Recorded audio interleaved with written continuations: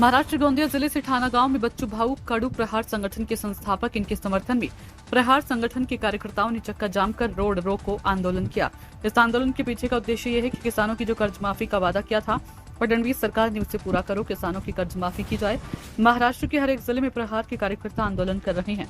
बच्चू भाऊ कड़ू इन्होंने महाराष्ट्र सरकार के खिलाफ अंत्याग आमरण उपोषण आंदोलन की शुरुआत की।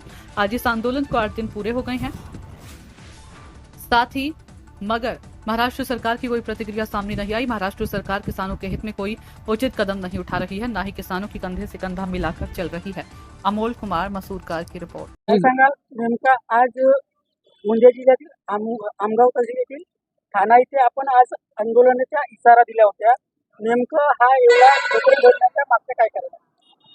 मी गोंदिया जिल्ह्याच्या जिल्हाध्यक्ष आहोत दिव्यांग संघटनाच्या आकाश मेश्राम प्रहार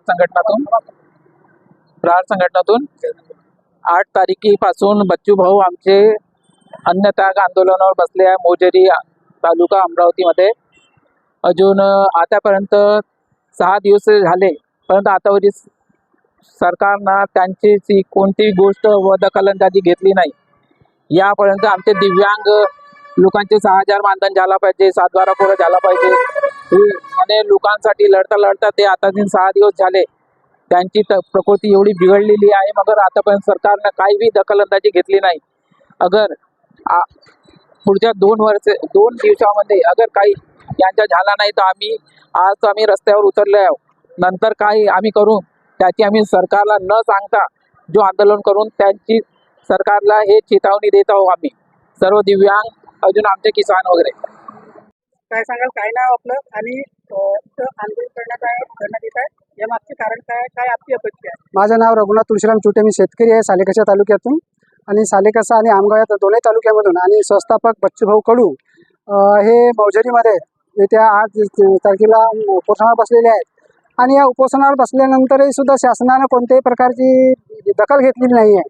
आणि दखलमध्ये भाऊची तब्येत सुद्धा खालावत आहे, तरी त्या सरकारला जाग आलेला नाही। इथला ना मंत्री आलेला आहे, आमदार आलेला आहे, खासदार आलेला आहे, आणि कोणते उपमुख्यमंत्री सुद्धा आलेले नाही आहेत। आणि त्यांनी दखल घेतली जर नाही तर आम्ही मोठा तीव्र आंदोलन करणार आहोत।